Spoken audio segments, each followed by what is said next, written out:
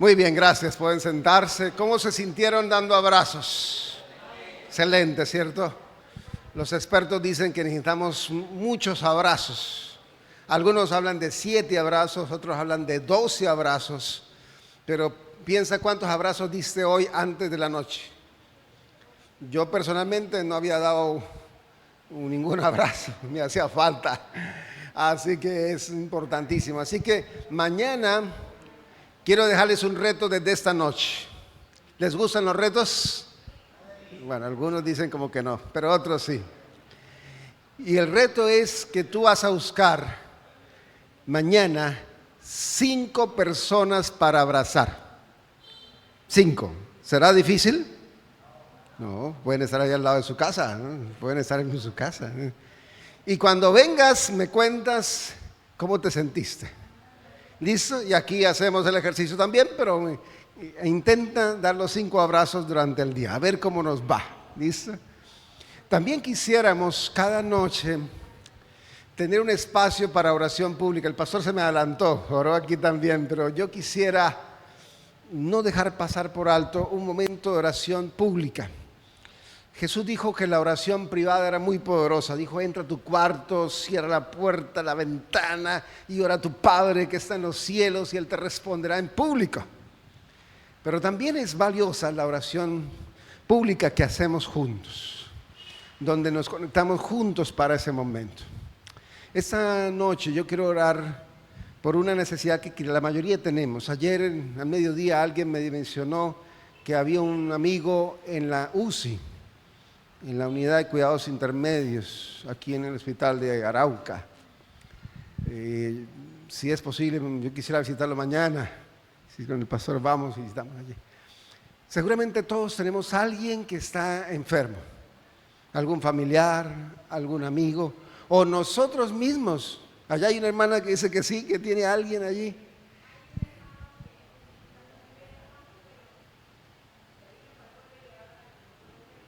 Y necesita la salud. ¿Les gustaría que orásemos por esas personas?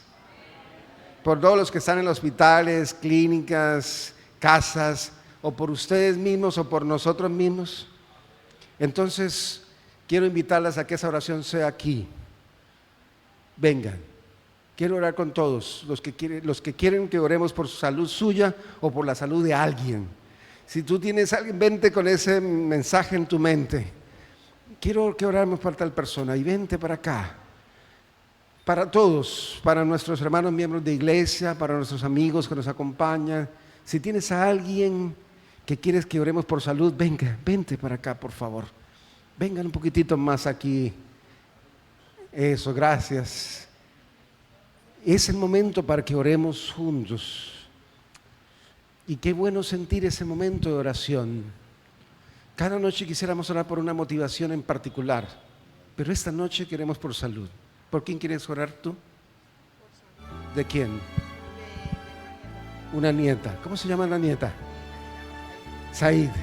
Ah, muy bien, Said. Y para los Dari, eso. ¿Por qué quieren que oremos tú por salud? ¿Tú? ¿Cómo te llamas tú? Antonio. Antonio. ¿Por qué quieres que oremos tú? Por Yureli. ¿Para ti? ¿Cómo se llama ella? Luciana. Muy bien. Todos queremos quizás que eso sea una necesidad. ¿Saben que Dios sana de muchas maneras? Él no tiene problema para sanar. Él puede sanar de 1001 maneras. Nosotros somos los que nos desesperamos. Nosotros quisiéramos ver los resultados ya. Quisiéramos que todas las cosas funcionen ya. Pero el médico divino sabe cómo funciona nuestro organismo, sabe el remedio también y sabe cómo Dios puede hacer esa bendición en nosotros.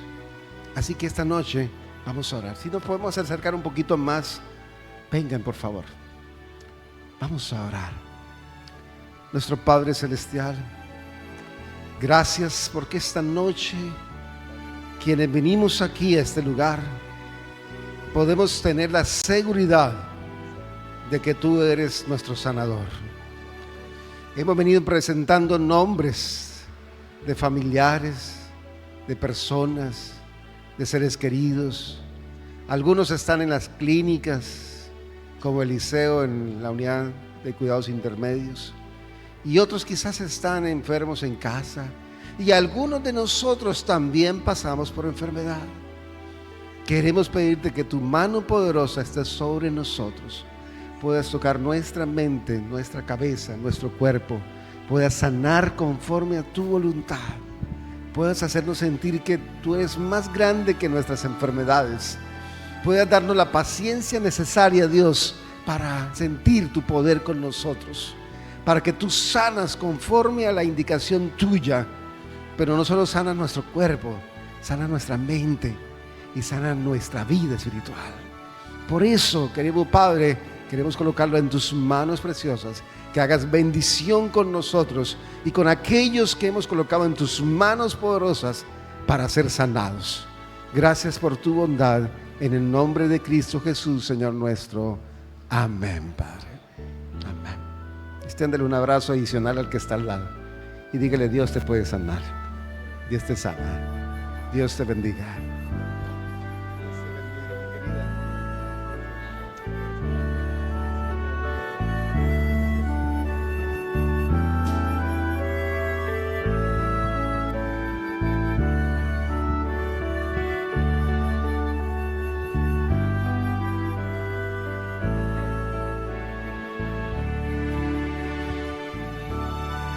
Qué lindo saber que Dios hace bendición en nosotros. ¿Cómo se sintieron, mis queridos, con la oración? Saben que me gusta saber que hay un Dios que puede más allá de mis retos, de mis dificultades, de mis luchas. Esta noche queremos tocar un tema que para mí ha sido muy valioso, porque me siento identificado con el personaje bíblico y con lo que Dios hizo con esa persona y con nosotros. Quiero invitarles a que me acompañen en el libro de Génesis. Vamos a ir al capítulo 37, el Antiguo Testamento. Así que quiero ver cuántos trajeron sus Biblias. A ver, ¿cuántos tienen Biblia aquí? Levántela. Si tiene la Biblia digital, levántela también. A ver, si tienen el celular, busque la aplicación. Y vamos a ir al libro de Génesis, capítulo 37. Este libro es un libro emocionante.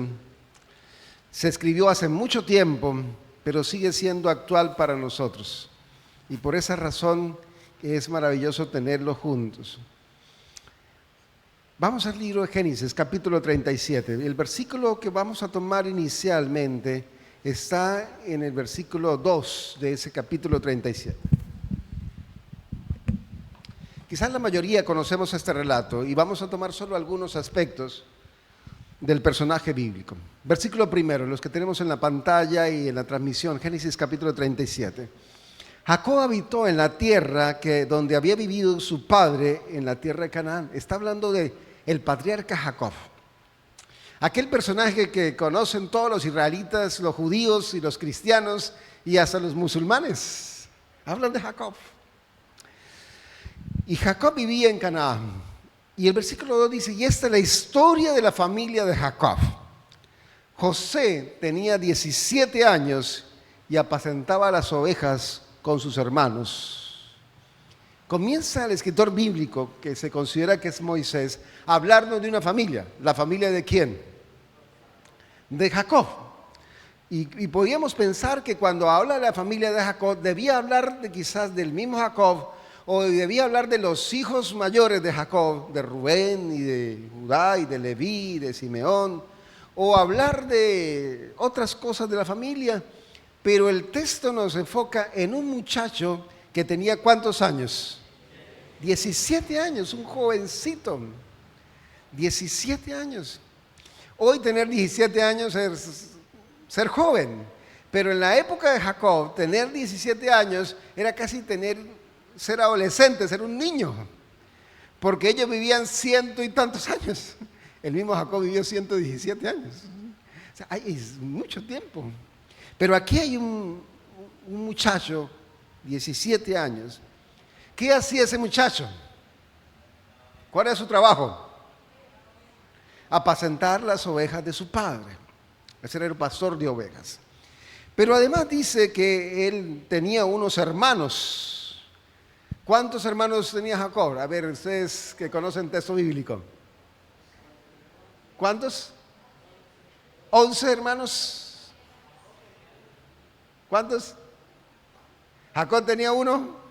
Mira, aquí hay uno que dice que tenía 11. Otro dice que tenía uno. ¿Alguien da más? ¿Cuántos hermanos tenía, pastor? ¿Cuántos?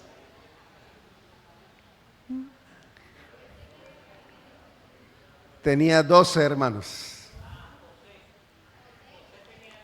Perdón, yo le dije José, tenía 12 hermanos. Porque 11 eran varones y una hermana, de los que registra el texto bíblico. Pero posiblemente había otros más, pero de los que tenemos su nombre eran esos. José era un muchacho, era el penúltimo, no era el primero, era el penúltimo. El último era Benjamín, pero tenía un hermano de sangre, o sea, papá, mamá, que era Benjamín, porque eran hijos de Raquel. Pero el texto bíblico, ese versículo 2, dice más cosas. Estaba con los medio hermanos, Bilha y Silpa, mujeres de su padre. Pero ¿qué más hacía José, qué más hacía? Informaba a su padre la mala fama de ellos. Así que aquí vemos un muchacho consentido, es de los menores, es pastor de ovejas, está con los hermanos menores, pero además es un informante. Bueno, es una forma, digamos, diplomática de decirlo. Sí. Imagínense ese muchachito, el más pequeño, uno de los más pequeños, estaba allí. El siguiente versículo dice que Israel, en este caso es el mismo Jacob, amaba a José más que a todos sus hijos, porque los había tenido en su vejez y le hizo una túnica de colores. Y al ver sus hermanos, versículo 4, que su padre lo amaba más que a todos ellos, lo aborrecían y no podían hablarle pacíficamente. Así que aquí hay una familia disfuncional, porque tiene dos padres, tiene un padre y 4 madres, tiene medio hermanos, hay preferencias muy, muy directas de Jacob con José. Le hizo una túnica de colores que se hacía solo para los hijos mayores. Además informaba la mala conducta de los otros, o sea, los mayores no se portaban tan bien. Y todo eso se mezcló para hacer podríamos decir alegóricamente, una sopa o una tormenta. Y además faltaba algo, la cereza del postre. Versículo 5. Tuvo José un sueño, o sea, era soñador. Y le contó a sus hermanos y ellos llegaron ¿a qué? A aborrecerlo más todavía. Así que adicional a todas las demás cosas que pasaba, él tenía sueños y los sueños incluían que sus hermanos se le iban a inclinar. Y él lo contó. Así que sus hermanos lo aborrecían más. Yo crecí con varios hermanos, mi padre y mi madre, de la familia, digamos, paterna, somos 4. Tengo entendido que hay 2 hijos más por ahí, por otros municipios, en otros lugares. No los conozco. Hoy pensaba en ellos. Y yo le dije, Señor, yo no los conozco. Yo quiero conocerlos algún día, saber quiénes son. Y crecí con mi hermano Eliezer, muy cercano. Nosotros llevamos 1 año y medio cercanos. Y mucho de nuestra experiencia de niñez la vivimos juntos. Quizás aquí hay varios que tienen hermanos, ¿no? Sé que la profe ha tenido varios hermanos, el pastor Jean-Pierre tiene varios hermanos, 2 hermanos. A veces llevarse entre hermanos no es fácil. Después de 7 años nace mi hermana, Margaret.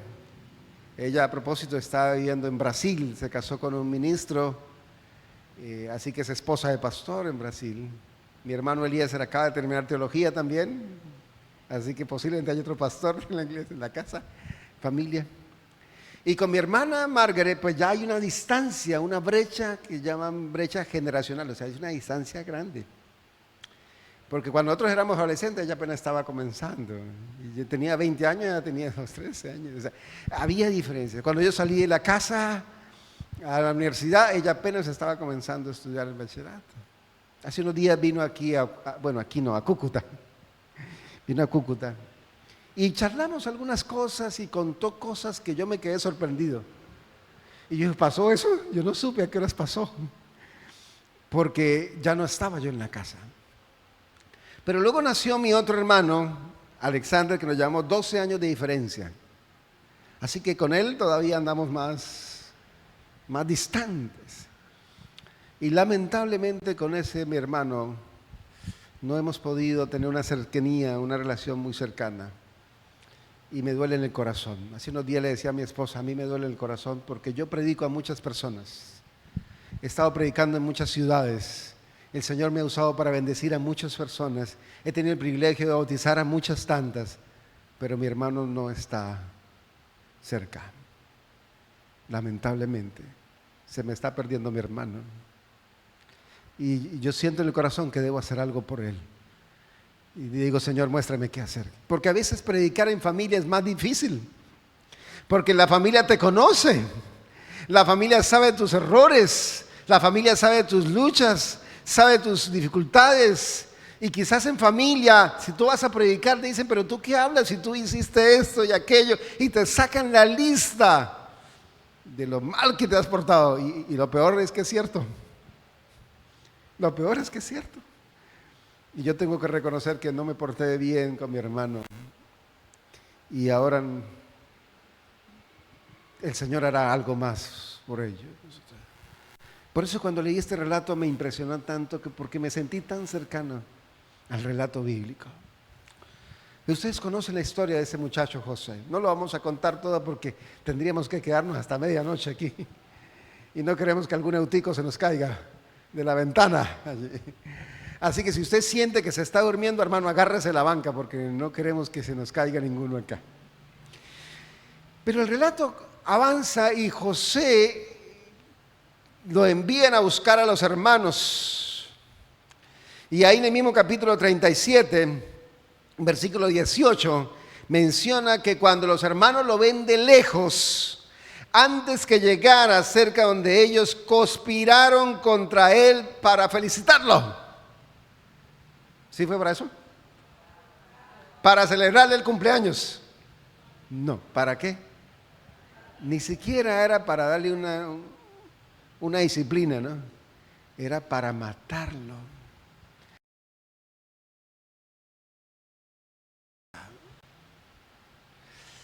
Hermanos, cuando yo pienso en la familia de Jacob, Jacob quizás no es el mejor ejemplo de familia. Si ustedes miran la familia de Jacob, hay poligamia, hay infidelidades, hay incestos, hay violaciones. Hay uno de los hijos mayores se acuesta con una esposa, otro de los hijos se acuesta con la nuera.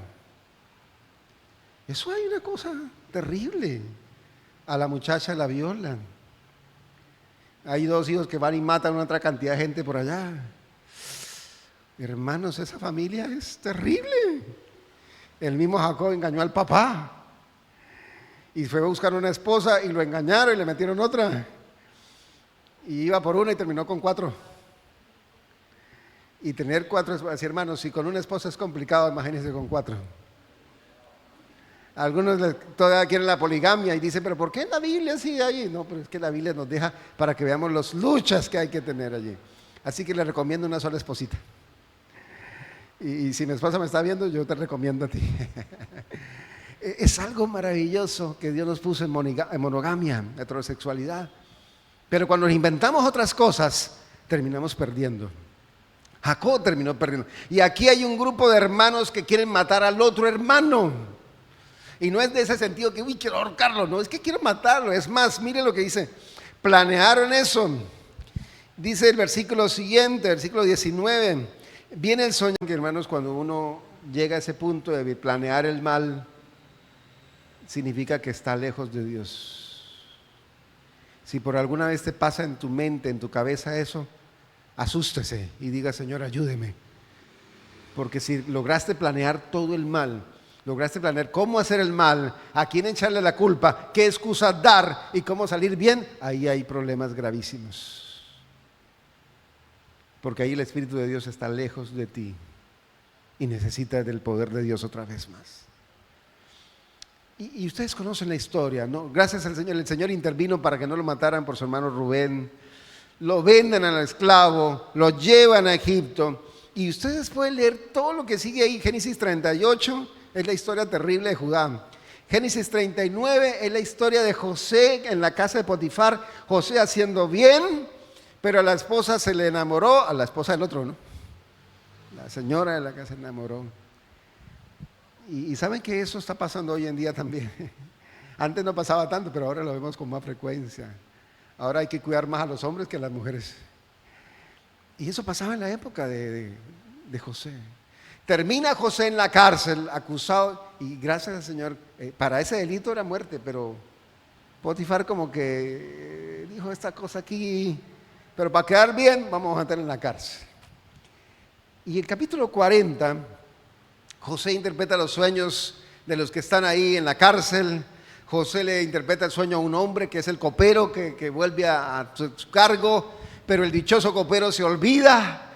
José le reclama, le dice: mire, no se olvide de mí, yo soy aquí, soy inocente. Pero el copero se olvidó.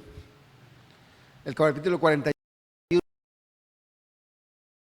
gobernador de Egipto. ¿Cuántos años? 13 años. 13 años. En esos 13 años José estuvo en esclavo, en esos 13 años lo vendieron, en esos 13 años estuvo en la cárcel, pasó las 1001 dificultades. De José no se habla muchos errores, no se habla equivocaciones. Usted en la Biblia no encuentra muchos temas. Pero hay un vislumbre de que José en algún momento se cansó. Cuando le dijo al copero: yo soy inocente, estoy perdido acá. Porque es que 13 años fueron duros para él. Pero llegamos al capítulo 42. Al capítulo 42 menciona que Jacob vio que en Egipto había alimentos y le dijo a sus hijos: ¿por qué estáis aquí mirando? Hay víveres en Egipto, descended allí y comprad allí para nosotros, para que podamos vivir y no muramos. ¿Cuántos años han pasado en ese momento? Ayúdeme a contar, a ver. A los 30 años José es gobernador y comienzan los 7 años de abundancia. O sea que van, ¿cuánto? Van 13 más 7, 20. 20 años. Y comienzan los años de escasez. Y ya han pasado 2 años, porque el texto nos va a mostrar luego que faltaban 5 años más.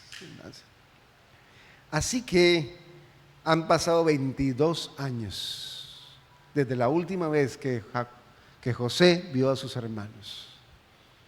Y el capítulo 42 nos cuenta cómo fue ese encuentro. Y ahí menciona que Jacob envió a 10 de sus hermanos, no envió a Benjamín, porque tenía miedo de que le pasara lo mismo que a José.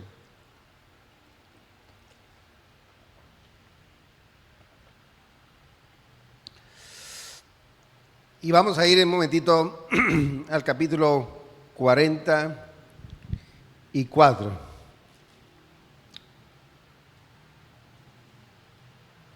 Vamos al capítulo 45. El relato bíblico ustedes lo conocen. José hace una serie de pruebas con sus hermanos, pone una copa, deja a uno de sus hermanos ahí, a Simeón. Ellos van, regresan con Benjamín y están allá. Y entonces dice el versículo 1 del capítulo 45: no podía ya José contenerse delante de todos los que estaban a su lado, y clamó: haced salir de mi presencia a todos. Así que no quedó nadie con él cuando José se dio a conocer con sus hermanos. Y el versículo 2, imagínense esa escena. Entonces se echó a llorar a gritos, y lo oyeron los egipcios, y oyó también la casa del faraón. Y dijo a José a sus hermanos, yo soy José, ¿vive aún mi padre?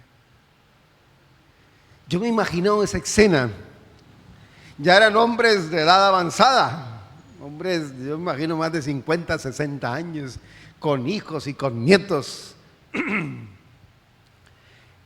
Y José se acerca vestido como egipcio y viene y los abraza. Yo creo que ellos se quedaron como que, ¿qué pasó aquí?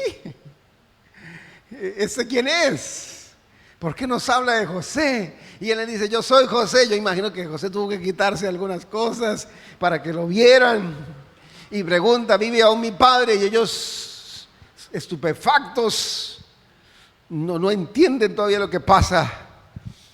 Y entonces, ahora sus hermanos, dice, versículo 3, no pudieron responderle. Versículo 4, pero José les dijo, yo soy José, vuestro hermano, el que vendiste a los egipcios. Yo creo que cuando José les dijo eso, ellos como que les pasó un corrientazo.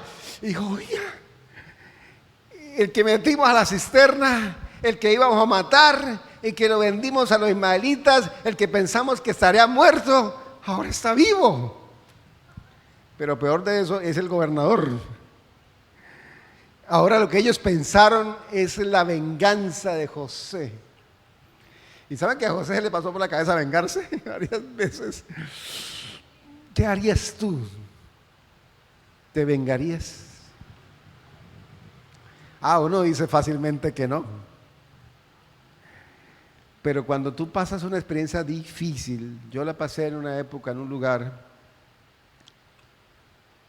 y cuando vi a esa persona, a mí se me revolvió todo. Y era pastor de la iglesia. Y predicaba en la iglesia. Pero se me revolvió todo con unas ganas de... Y tuve que decirle, Señor, ayúdame porque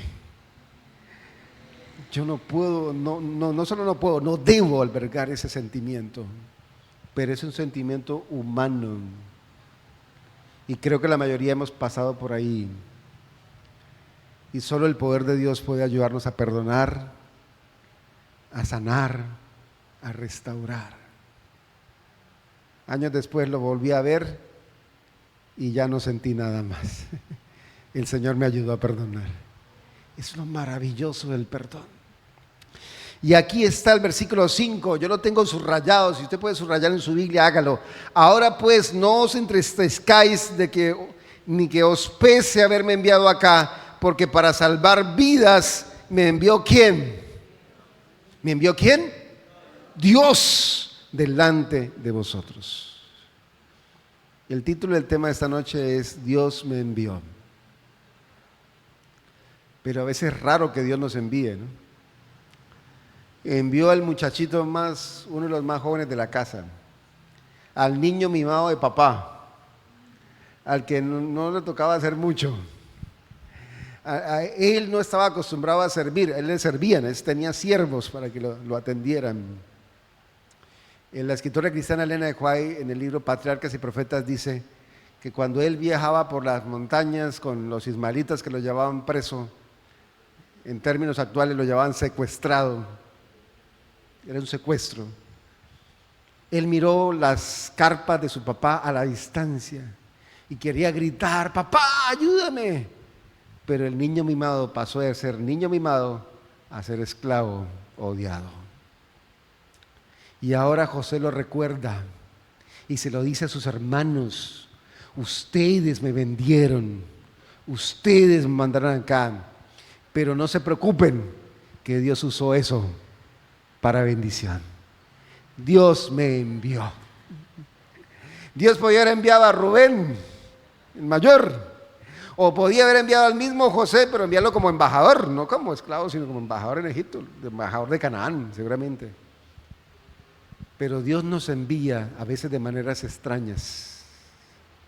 Y si estás aquí esta noche, y si yo estoy aquí esta noche, es porque Dios nos envió. Dios nos eligió, nos llamó y nos envió aquí. Cuando yo me fui a estudiar teología, ayer les contaba que me fui en un tren. Tuve la oportunidad de viajar en esos trenes, pero son trenes de carga, subían gallinas, marranos, piscos, pavos, cuanta cosa sea, y el baño era un hueco en la carrilera. Así que viajé a Medellín a estudiar teología. Y fui a estudiar teología porque me dieron una beca para estudiar teología. No sé si te han dado becas, ¿sí? Amén. Me dieron una beca, yo recuerdo, estaba en Bucaramanga, era obrero bíblico en la iglesia. El pastor de la iglesia en esa época me dijo: Seudiel, ¿qué estás haciendo? Yo le dije: pues no estoy haciendo mucho, porque no había podido presentar el examen del IFES, no estaba estudiando en la universidad, vendía periódico en la calle, yo gritaba: ¡vanguardia! Y me dijo el pastor: ¿qué estás haciendo? Y yo dije: no estoy haciendo nada. ¿Te gustaría ser obrero bíblico? Yo le dije: ¿eso qué es? Y me dijo: es dar clases de Biblia. Bueno, vamos. Y comencé a dar clases de Biblia, y el Señor me bendijo grandemente. No sé cómo hace el Señor. A veces Dios usa al que menos considera, lo usa de una manera extraordinaria. Y al final del año me dice: Seudiel, te conseguí una beca. Y yo: ¿cómo así una beca, pastor? Sí, una beca. ¿Y eso para qué? Para la Universidad Adventista. ¿Y qué voy a hacer por allá? Va a estudiar teología. Y yo dije: ¿teología? Yo quería estudiar veterinaria. Yo me estaba preparando, me estudié en un colegio de bachillerato agrícola. Así que yo tenía el énfasis y la línea de veterinaria.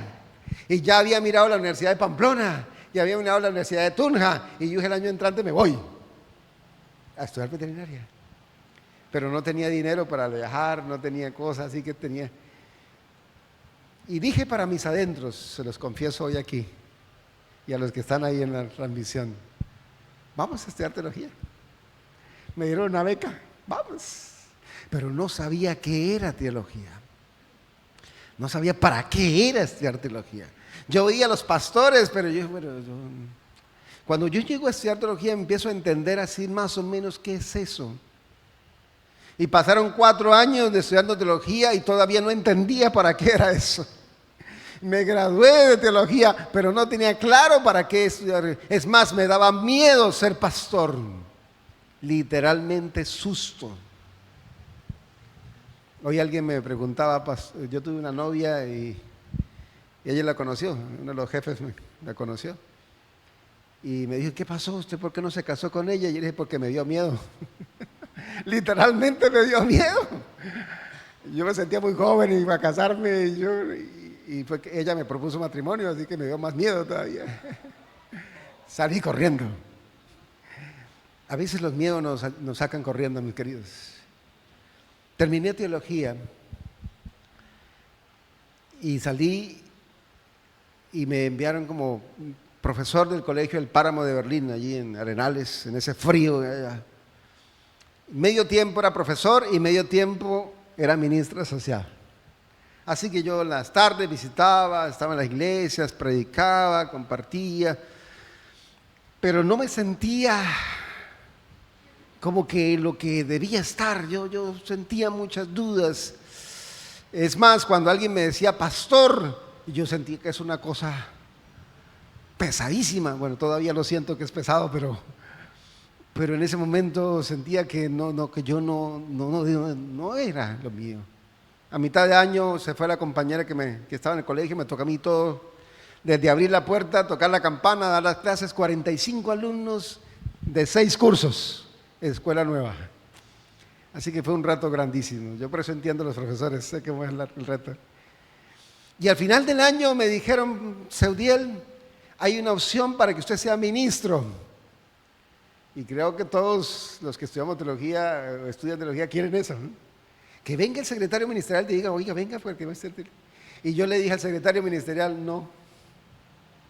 Ay, hoy que me acuerdo, digo, como el meme ese que pone en la casa así. Y le dije, porque yo tenía miedo, y le dije: no, déjeme como profesor. Y él me insistió, pero es que tú estudiaste teología y Dios te llama y te invita y no. Así que al final él no insistió más y fui profesor durante 10 años. Pues no significa que sea malo, ¿no? Fui profesor en Saravena, en Cúcuta, en Sabana de Torres, en Bucaramanga. Bueno, Dios me ha dado ese privilegio. Y amo la educación adventista, me encanta, me gusta. Yo sueño con que la educación adventista sea una bendición para todos. Pero Dios me estaba llamando al ministerio pastoral. Y 10 años como Jonás, me monté en un barco, me fui para otro lugar. Pero 10 años después el Señor me dijo otra vez, tienes que venir. Y era capellán del colegio de Cúcuta. Y entonces volvió a llamarme el Señor y cuando me llamó la asociación me dijo, hay una opción para ir a Puerto Carreño. Yo le dije, bueno Señor, ya no te doy con más que no, vamos. Entonces, me mandó lo más lejos que encontró, como para que no me devolviera, porque estuviera allá. A veces nosotros los miedos nos aprisionan. Es posible que tengas un miedo, te asuste algún reto, te asuste alguna dificultad, te asuste una responsabilidad, te asuste un tema en casa o en la iglesia o en el trabajo. Es humano sentir miedo, es válido sentir miedo, pero lo que no es válido es que el miedo no te deje decidir por Dios, no te deje hacer lo que Dios está planeando para ti. Y eso es lo que José quería decirle a estas personas, a sus hermanos, porque en el texto bíblico le dice, ustedes no se preocupen, Dios me envió. Ellos tenían miedo de que José se vengara, pero les dice José, no, tranquilos, Dios me envió, ya los había perdonado, ya los había restaurado. ¿Saben que José tenía 2 hijos? ¿Te acuerdan los nombres de los 2 hijos? Efraín y ¿quién? Manasés. ¿Cuál era el mayor? Manasés. Manasés es el mayor. Efraín es el menor. Pero la expresión Manasés significa Dios me hizo olvidar. José tenía primero que olvidar y perdonar a sus hermanos. Y la expresión Efraín significa Dios me hizo fructificar. Para ser fructificado hay que haber sido perdonado. Para que tú tengas bendiciones tienes que haber aprendido a perdonar. Porque si tú no perdonas, Dios no te puede dar bendiciones. Él tuvo que primero aprender a perdonar a sus hermanos para luego el Señor bendecirlo. Y lo fructificó. Y esa lección es muy importante para nosotros. Quizás nosotros estamos limitados porque no hemos aprendido a perdonar a mis padres, a mis hermanos, a mi familia, a mis líderes, a los que están conmigo. Y algunos llevamos problemas desde la niñez. Nuestros padres se equivocaron, sí, se equivocaron. Pero es tu oportunidad de aprender a perdonarlos. A perdonar a tus padres te hará una bendición maravillosa. Perdonar a tus seres queridos, perdonarte a ti mismo, perdonar a los líderes, eso te va a hacer fructificar. Si tú perdonas, Dios fructifica. Si perdonas, Dios fructifica. Y así pasó con José. Pero vamos al capítulo 50. Llegamos al final del libro de Génesis y hemos recorrido parte de la historia de José. Y en el capítulo 50, Jacob muere. Y entonces se hace el funeral. Y Jacob lo lloran todos los israelitas, los egipcios. Y ahora entonces, después del funeral, versículos 15 en adelante, los hermanos de José vieron que su padre había muerto, dijeron, ¿qué dijeron los hermanos de José? Quizás que nos aborrecerá, nos odiará José y nos dará el pago. Eso es que, ¿cómo se llama eso? Venganza. Mire, José los había perdonado, por eso él estaba fructificado, pero sus hermanos no se habían perdonado. Porque años después, ellos pasaron 17, Jacob pasó 17 años en Egipto.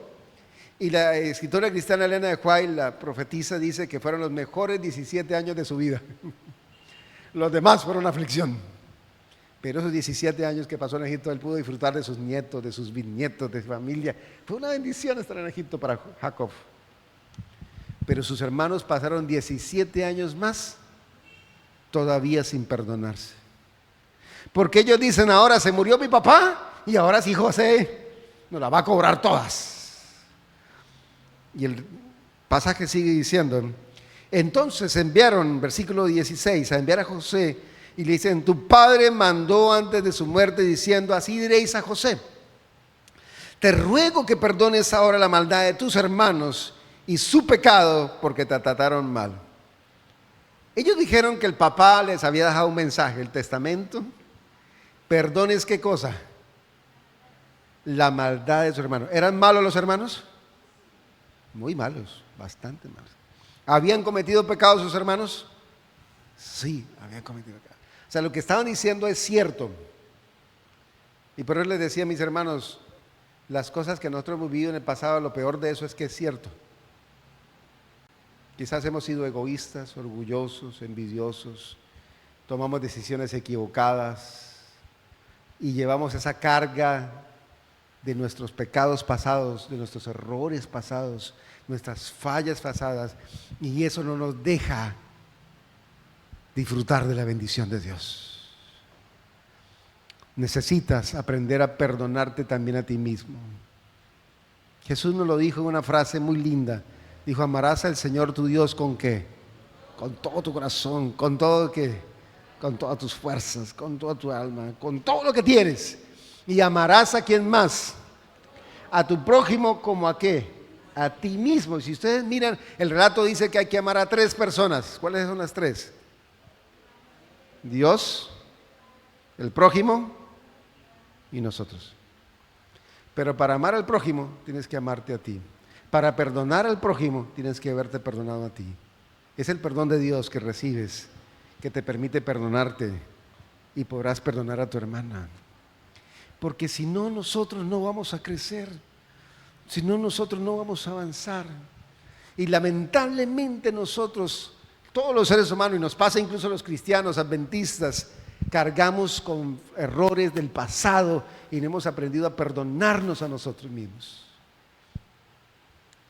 Por eso es que tampoco perdonamos a los demás, porque no hemos sentido el perdón de Dios en nuestras vidas que necesitamos para perdonar a otros. Y aquí están esos hermanos diciendo, nosotros no nos hemos perdonado, por favor. Y miren cómo termina el versículo 16. Y José, ¿qué hacía José? Lloró mientras esos hermanos hablaban. Yo creo que José era hombre sensible. Yo también soy sensible en algunos momentos. Cuando tú sientes que perdonas a alguien, pero esa persona no se siente perdonada, es duro. 17 años les había mostrado que los había perdonado y ahora vienen a decirle que los perdone.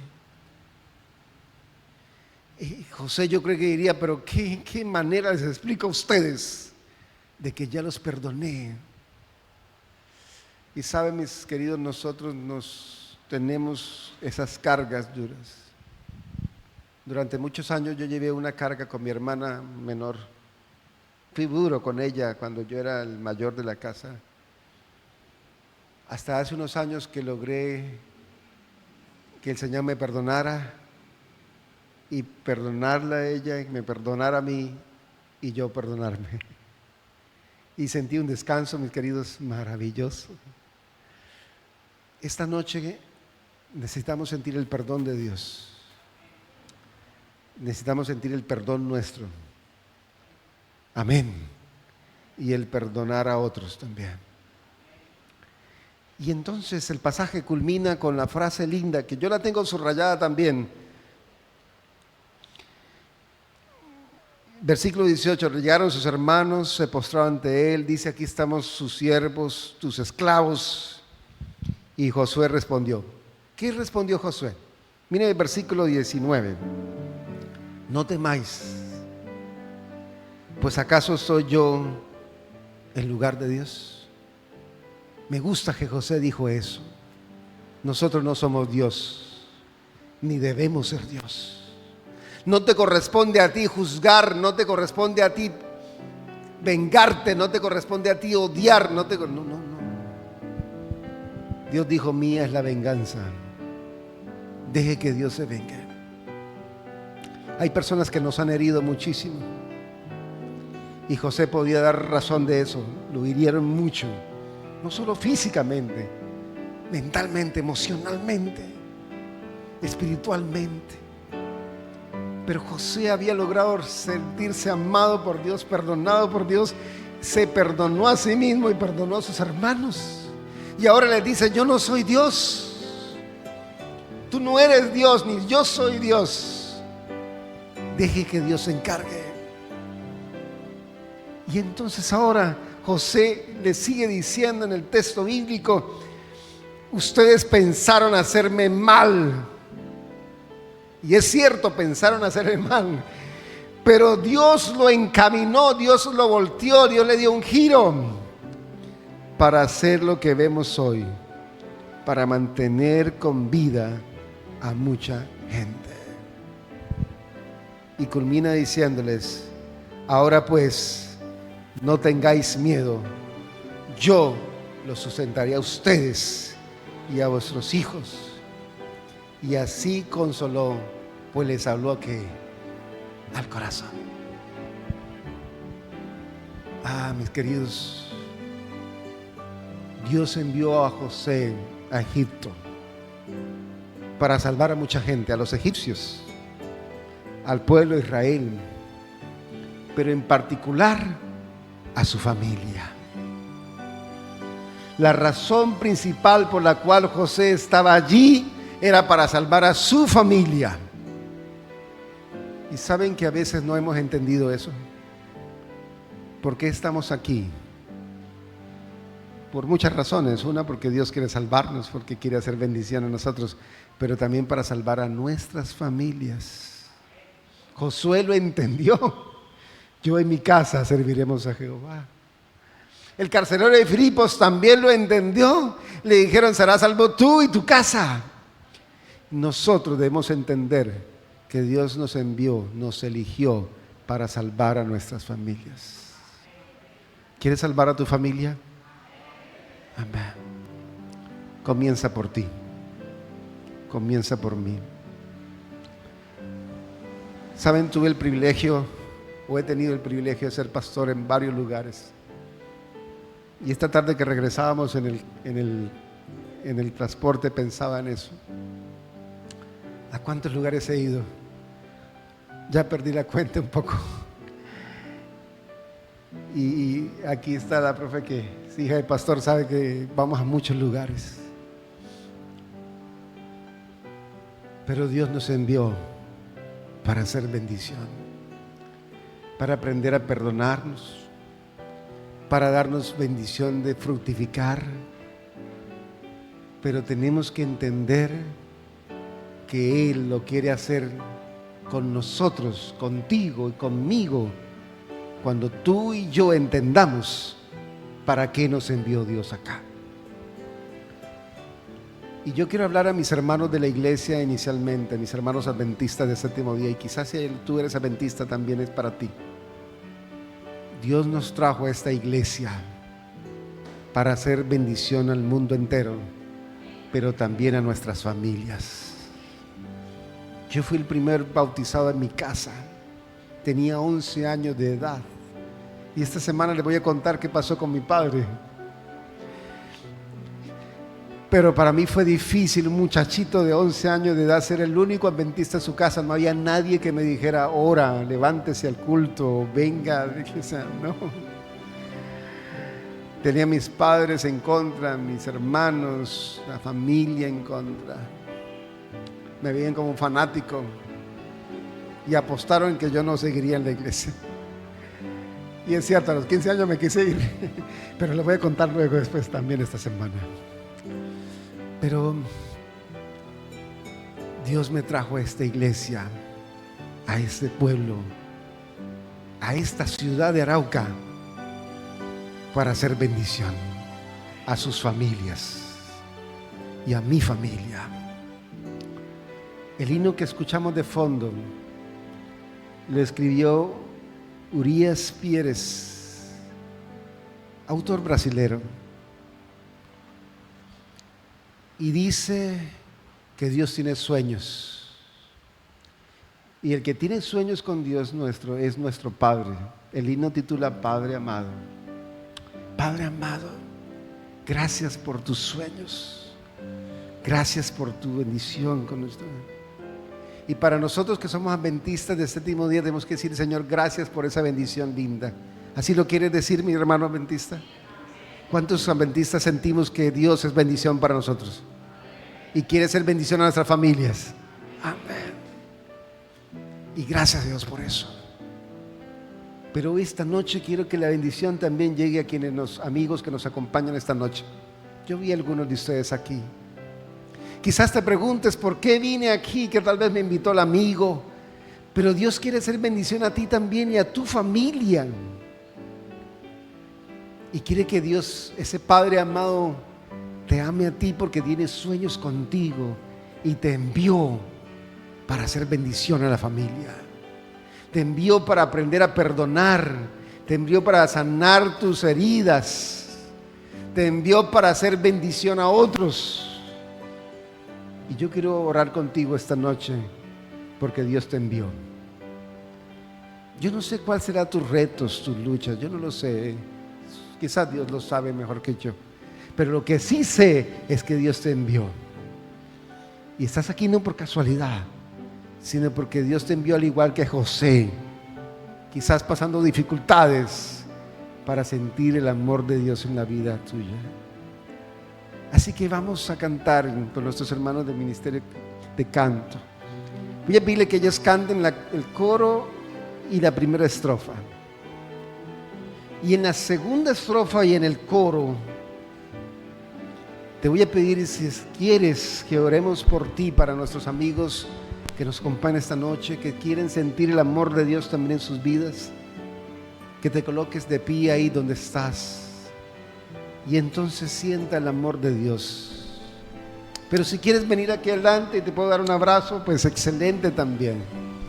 Pero yo quiero que Dios sienta el amor tuyo. Dios te bendiga, qué bueno verte. Vamos a cantarlo juntos. Así que tendremos ese privilegio lindo. Lo vamos a cantar sentados allí un momentito. Y quien quiera venir acá adelante conmigo puede hacerlo también. Pero vamos a cantarlo primero sentados. Cantemos juntos.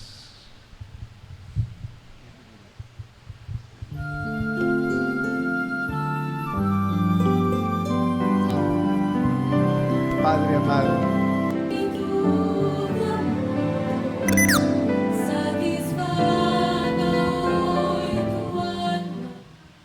muy bien. Yo sé que quizás el enemigo no quiere dejarnos conectarnos, pero recuerda que es el amor del Padre el que te cerca, el que te enciende. Mientras José caminaba hacia Egipto, recordaba a su papá, recordaba las enseñanzas de su padre. Le hablaba del Dios de Jacob, del Dios de Israel, del Dios de Abraham. Y ahora José dice, ese también es mi Dios. Padre amado, te agradezco por tus planes, grandes sueños tienes para mí. Tú me guías por la senda de esta vida, a tu lado nada faltará. Yo te amo más que a todo, si estoy débil tú eres fuerte y a mi lado estás. Te agradezco, Padre amado, porque unes nuestras vidas a tu corazón. Yo quiero orar contigo. ¿Quieres venir a orar junto con este servidor?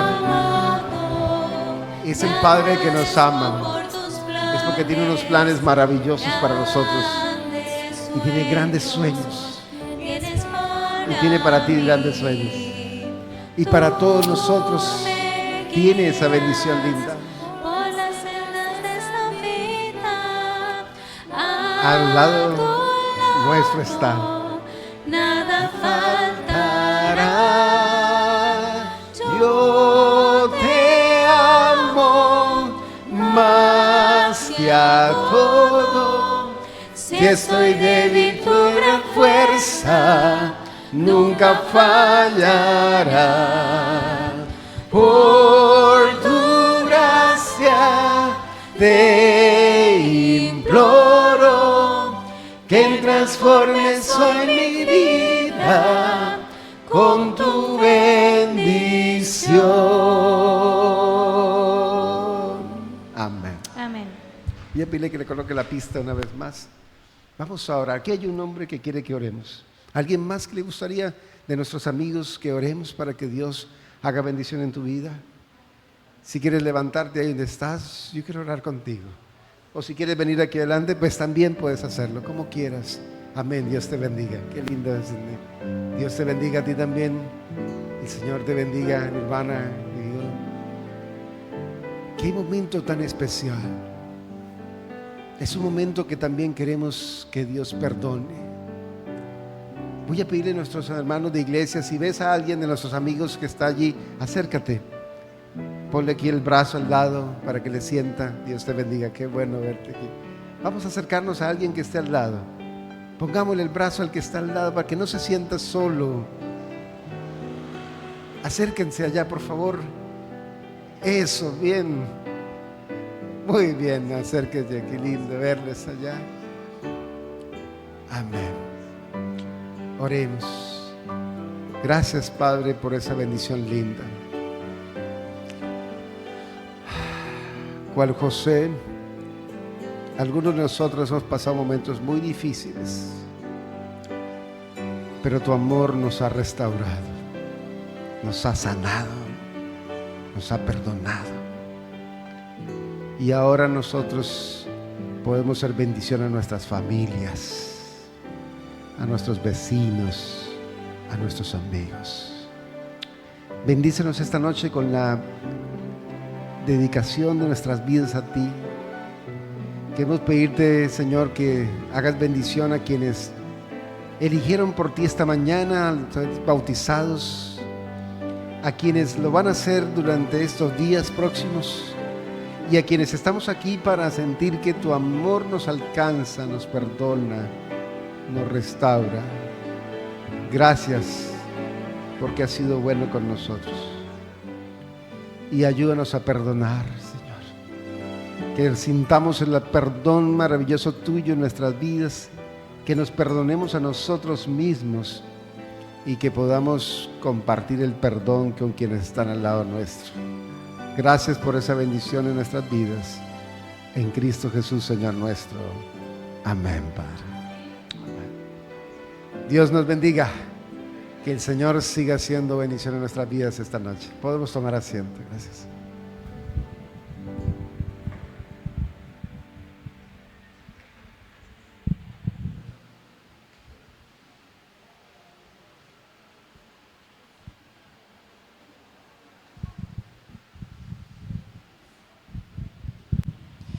Bien, apreciados hermanos y amigos, que el Señor les bendiga a cada uno de ustedes. Les esperamos mañana a las 6:45 de la tarde. Recuerden, no vengan solos, traigan un amigo. Ya oramos por él. Ahora falta que usted vaya a buscarlo, ¿cierto? Dios no lo va a traer por magia. Dios se lo va a traer si usted va a buscarlo. Ya Dios va a tocar el corazón de esa persona. Entonces lo invito para que ustedes, cada uno, pueda traer a uno de esos amigos. Y a quienes están en redes sociales, que Dios les bendiga. Una feliz noche para ustedes también.